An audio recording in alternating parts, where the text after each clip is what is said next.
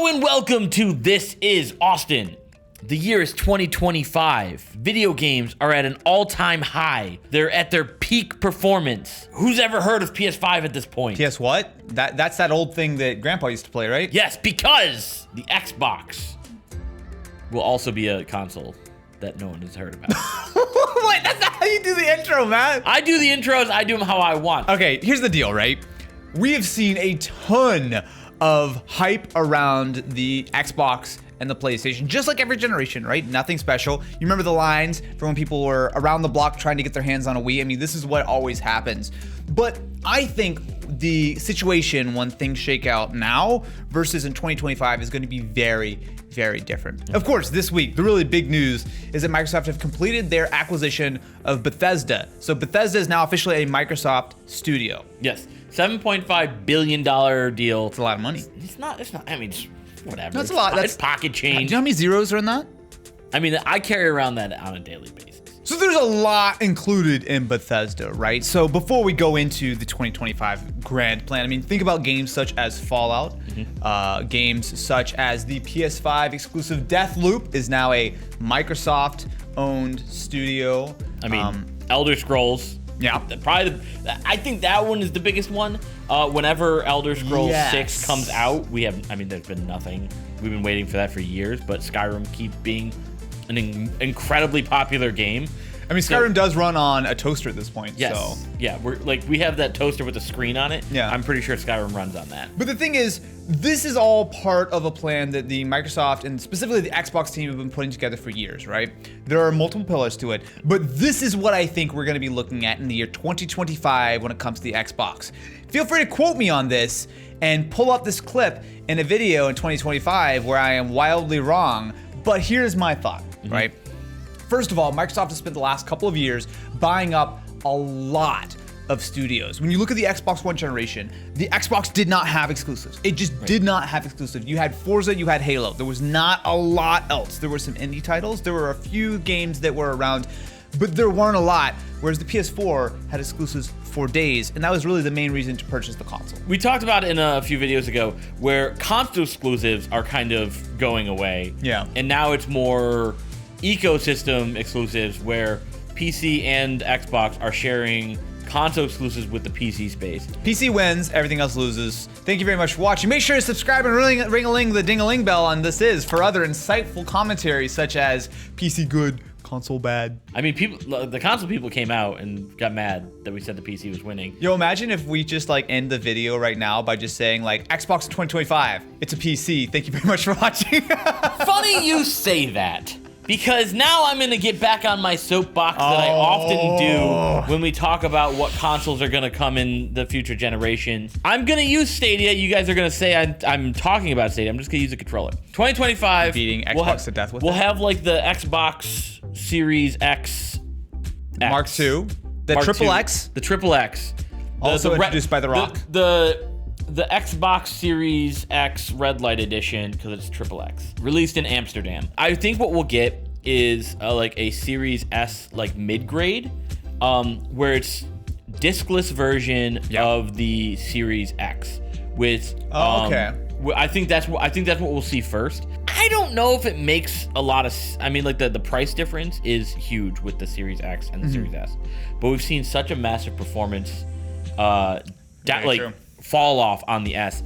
I don't know if it makes sense to have the two of them right now. So if we're gonna talk, there's a lot of things to talk about in the video, but let's talk about hardware first, right? Because I agree, in 2025, we will have new Xbox hardware. At that point, we will likely see, I'm gonna assume, another version of an S and an X, right? Maybe the next version of the S is a little closer to the standard X in performance, and the X is another step up, right? I do think this, as the precedent has been set, that there are upgrades on the hardware front, there are mid-cycle refreshes. You'll have a game that is supporting Series S, Series X, maybe Series S plus one.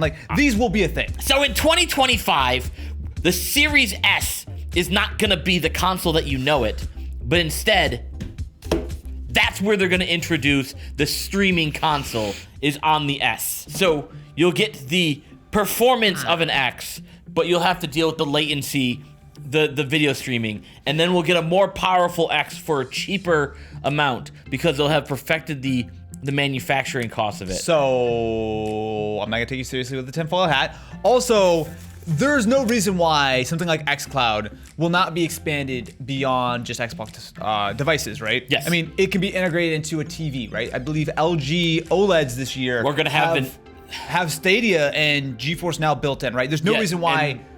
Xbox has said that they are working on getting that app set up, integrating that. It's going to be in Windows, right? I actually don't think consoles in the future are going to be cheaper, right? Now, yes, when there are sort of slim versions, it might be slightly cheaper. You're right. I want to revise what I said. It would be relatively cheaper because it's more powerful for the same price. I want to revise my because essentially there was actually a point that the Xbox team in a discussion with them, they were kind of talking about how the idea of this generation, why they went with the Series S at $300, which is a really aggressive price point, is that they foresee future sort of chip manufacturing to be more expensive, right? Once they sort of shrink it, it is just going to be more expensive. And so I would not be surprised if the Series S at $300 is the cheapest Xbox we see for the sort of foreseeable future. They may have other versions, like a slim version of the X that might come a little closer to that, but I think we're gonna generally see prices increase, not decrease. So that is one of the things that will change. But what really is gonna matter here, beyond just the streaming, beyond just the hardware, are the games that you will be able to play on these consoles. You have so many titles that are, or so many studios that are owned by Microsoft at this point, and certainly will be going forward into the future, right? I can see this being an arms race where Microsoft are buying studios and really using them, sure, to sell games, but also to have these games come out on Windows devices and Xboxes and steering them away from the PlayStation. There's no doubt in my mind that a year from now, when the Xbox and the PlayStation 5 are readily available at every store and you can just walk in and pick it up just like you could with the Xbox One and the PS4, that the PS5 will have a lead, right? More people are interested in the PS5 than the Xbox right now. But think about how that momentum may change over the next 3, 4, 5 years as more and more games that used to be cross-platform start to come a little bit closer to the Xbox side, right? And so recently, like this week, Phil Spencer was interviewed. He asked, like, what is the plan? And he kind of waffled on. He's like, there's going to be some exclusives. But he was very vague on it. Which he should be, because why would you tell anyone ahead of time your evil master plan to take over PlayStation? But I think that plan. I think that Microsoft doesn't know yet. Not in a we're just winging it. But I think they have a very calculated plan that's going to depend on the sales gap of PS5 versus Xbox. We know that PS5 is probably way ahead.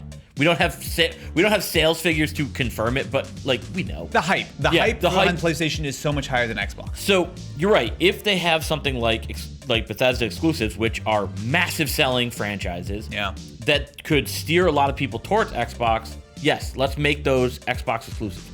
But if the gap is tens of millions of units, I don't think it makes sense to try and be like, okay, you know what? We're going to take this one franchise and we're going to make it an Xbox exclusive, because that's not going to bring tens of millions of people. It will close the gap a little bit, but if they say, okay, well, we're still going to release Skyrim or, you know, whatever Elder Scrolls 6 is on everything, all those tens of millions of PS5 people potentially are going to buy a Microsoft-owned software. Yeah, which they'll make money on. Yeah. My thought is they're probably going to not go quite so like hard-fisted, like we're knocking out the PlayStation, and instead approach more of a Call of Duty angle, right? So you remember in the Xbox 360 generation, stuff generally, first of all, ran better on the 360, but also a lot of the DLC came out for 360 first. In the PS4 generation, they flipped, and then if you wanted to play the new maps or like certain new content would come to the PS4 first. You can still play the game on Xbox, and if you were patient, it was fine. I would be surprised if the next Elder Scrolls game comes out on Xbox 3 months earlier or has additional content. Like, a lot of this is really driven by the perception of the game and the console. If I perceive that Xbox to be more powerful, if I perceive that Xbox to have the games coming sooner to it or the games are higher quality, that goes a long way. Which right now, no one perceives the Xbox as more powerful. It is, but no one perceives it that way. It is, but our friends over at Digital Foundry have found that while the Xbox Series X has more performance, right? The straight raw teraflops, the CPU performance, the lack of throttling, a lot of games, it's actually delivering similar, if not slightly lower performance to PS5. Right.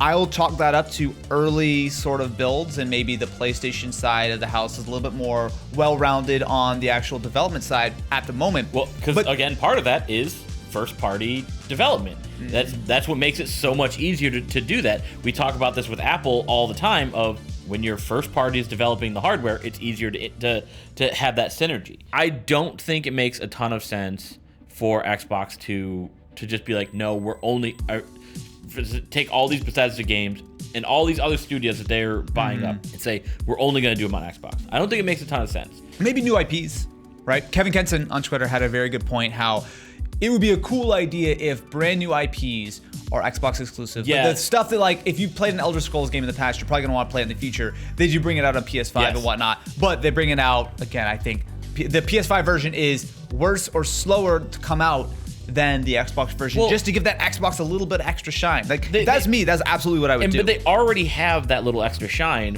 with Game Pass. True. That's a good point. Yeah. All of Microsoft's first-party games, they come out on Game Pass day one, included in your $15 a month. And we've got to assume that Bethesda games are going to be the exact same going forward. Yes, and which we don't know that. We don't know this. This is speculation. Yeah, it makes sense. They mentioned that yes, but then they were vague on like which ones. Yeah. So like like when Halo comes out in 2025. That's mean, but I can't argue with it. No, it just keeps getting pushed back. That right there to me is extra shine. If I know I can get Elder Scrolls 6 day one on a service I'm already paying for, because if you are on Xbox, there's very, very, very little reason why you should not be on Game Pass. Yeah. Like, only if you play like 1 or 2 games a year. But if you play any more than that, you should just be on Game Pass. Yeah. Okay, so I think if you come back to the original premise of this video with our clickbait title and thumbnail, the conclusion that I would draw in my predictions, right, for what 2025 will hold, is that I do think we're going to see a shift, right? I don't think it's going to happen this year. It's not going to happen next year. But the wheels are in motion for Xbox to get their mojo back. I think Xbox is going to start retaking some of the lead because they have a very strong value proposition between the Series S, the Series X, the streaming side, and Game Pass. These are all good ingredients, right? I think the main thing they're waiting for were in large part the exclusives, which this is starting to put the thing together for. Obviously, as we discussed recently, the PS5 still has a lead there, but the wheels are in motion, the studios are purchased. And then you think about how the perception of things changes. It takes a long time for people's ideas about things to shift, right? I mean, think about the Xbox One and PS4 generation. The Xbox One X was the most powerful console that you could purchase for several years, right? But people didn't really perceive it like that. No. It took a little while for the because they're still remembering the terrible launch of just the Xbox One. And plus, if you look at games that are coming out today on Xbox One, they look like butt. Right? I mean, they just were severely like Cyberpunk on the original Red Xbox. Red Dead on Xbox One yeah. is not a good looking game, right? But I do think it's important to consider that the ingredients for the Xbox revival are very much all in place now, right? It's just a matter of waiting for the time to pass. And also, let's not forget, they're not going to just sit on their hands and do nothing over the next 5 years. What's the next major studio they purchase, right? What's the next big move that they do in this space to further the Xbox 2025 master plan that is certainly in Phil Spencer's office? It's underneath his piles of old Xboxes, but if you open it up, it's on page 13. I'm just reading from it right now. We already know what's coming from Xbox because it's hidden on his bookshelf.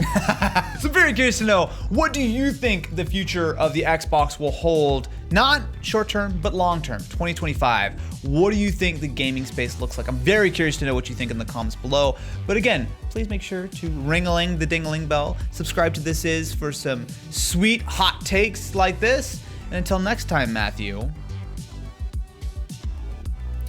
I'm still saying the Series S is going to be a streaming platform.